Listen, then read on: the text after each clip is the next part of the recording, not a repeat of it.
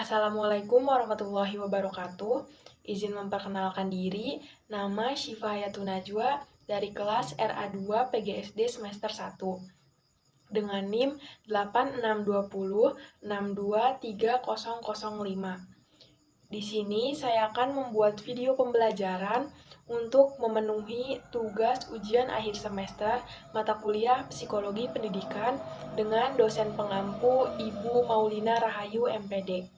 Selamat menyaksikan. Oke teman-teman, jadi di sini saya akan membahas materi mengenai evaluasi prestasi belajar siswa. Mungkin teman-teman di sini belum tahu apa yang dimaksud dengan evaluasi prestasi belajar, apa tujuan dan fungsi evaluasi prestasi belajar, apa saja macam-macam evaluasi prestasi belajar, dan yang terakhir, hal apa saja yang harus diperhatikan untuk meningkatkan hasil belajar. Mari kita ulik. Untuk yang pertama, kita akan membahas pengertian evaluasi dan pengertian prestasi belajar secara umum. Istilah evaluasi merupakan saduran dari bahasa Inggris evaluation yang diartikan sebagai penaksiran atau penilaian. Menurut Nur Kanca menyatakan bahwa evaluasi adalah kegiatan yang dilakukan berkenaan dengan proses untuk menentukan nilai dari suatu hal.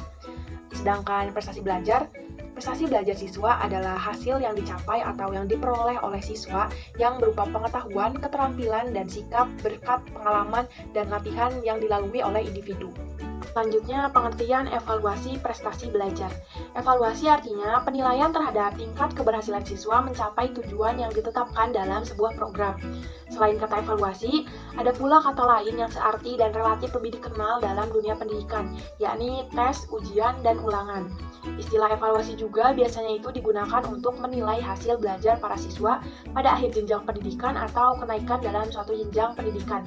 Mungkin teman-teman juga sering mendengar salah satunya itu UAS dan UTS, ujian akhir semester dan ujian tengah semester.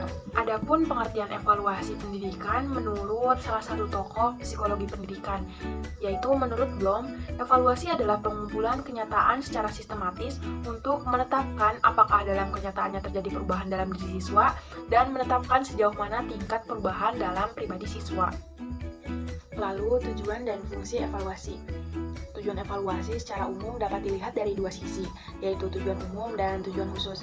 Untuk yang pertama, kita akan membahas tujuan umum terlebih dahulu. Tujuan umum ini yang pertama itu tujuannya untuk memperoleh data pembuktian. Data pembuktian ini akan menjadi petunjuk atau arahan sampai di mana tingkat kemampuan dan keberhasilan peserta didik dalam mencapai tujuan-tujuan kurikuler. Yang kedua, untuk mengukur efektivitas belajar, dan yang ketiga untuk menilai metode-metode belajar. Untuk mengukur dan menilai ini, sampai di manakah efektivitas mengajar dan metode-metode mengajar yang telah diterapkan atau dilaksanakan oleh pendidik, serta kegiatan yang dilaksanakan oleh peserta didik.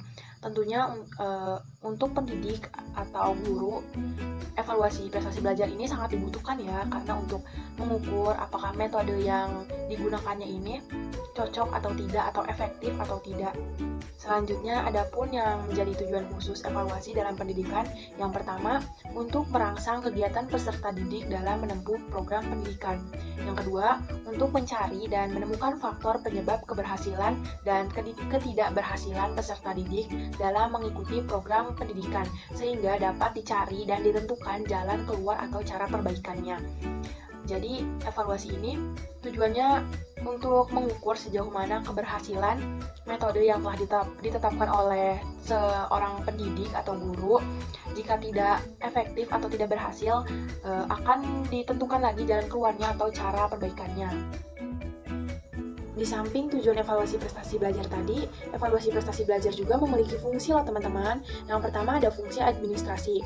Fungsi administrasi ini untuk penyusunan daftar nilai dan pengisian buku rapot. Yang kedua ada fungsi promosi. Fungsi promosi ini juga untuk menetapkan kenaikan atau kelulusan. Yang ketiga ada fungsi diagnostik. Fungsi diagnostik ini untuk mengidentifikasi kesulitan belajar siswa dan merencanakan program remedial teaching atau pengajaran perbaikan. Yang ketiga ini sebagai sumber data BK atau bimbingan konseling untuk memasok data siswa tertentu yang memerlukan bimbingan dan konseling. Mungkin biasanya di setiap sekolah, setelah ujian atau ulangan biasanya ada beberapa siswa yang bermasalah. Data ini juga perlu untuk guru BK untuk melakukan konseling. Yang kelima ada sebagai bahan pertimbangan pengembangan pada masa yang akan datang yang meliputi pengembangan kurikulum, metode, dan alat-alat proses belajar mengajar. Perlu teman-teman ketahui bahwa evaluasi prestasi belajar ini memiliki beberapa macam loh. Yang pertama itu ada pretest dan post-test. Pretest ini kegiatan yang dilakukan oleh guru secara rutin pada setiap akan memulai penyajian materi terbaru. Lebih tepatnya seperti mengulang atau mengulik kembali materi yang telah diajarkan. Sedangkan post-test kebalikan dari pretest. Post-test itu kegiatan evaluasi yang dilaksanakan guru pada setiap akhir penyajian materi. Yang kedua ada evaluasi bersyarat. Evaluasi bersyarat ini tujuannya untuk mengidentifikasi penguasaan siswa atas materi lama yang mendasari materi baru yang akan diajarkan. Yang ketiga ada evaluasi diagnostik. Evaluasi diagnostik ini dilakukan setelah selesai penyajian sebuah satuan pelajaran atau setelah selesai penyajian satu pelajaran gitu. Dengan tujuannya mengidentifikasi bagian-bagian tertentu yang belum dikuasai siswa. Yang keempat ada evaluasi formatif. Evaluasi formatif ini bisa disebut juga dengan ulangan dilakukan pada setiap akhir penyajian suatu pelajaran atau modul. Yang kelima ada evaluasi sumatif. Ragam penilaian sumatif dapat dianggap sebagai ulangan umum yang dilakukan untuk mengukur kinerja akademik atau prestasi belajar siswa pada akhir periode pelaksanaan program pengajaran. Yang keenam ada ujian akhir nasional atau UAN. Ujian akhir nasional UAN yang dulu disebut dengan EBTANAS, evaluasi belajar tahap akhir nasional. Pada prinsipnya sama dengan evaluasi sumatif dalam arti sebagai alat penentu kenaikan status siswa. Untuk meningkatkan hasil prestasi belajar, kita dapat menerapkan beberapa hal yang harus diperhatikan. Yang pertama, miliki pemahaman yang kuat tentang kewajiban pelajar. Tentunya kewajiban seorang pelajar yaitu belajar.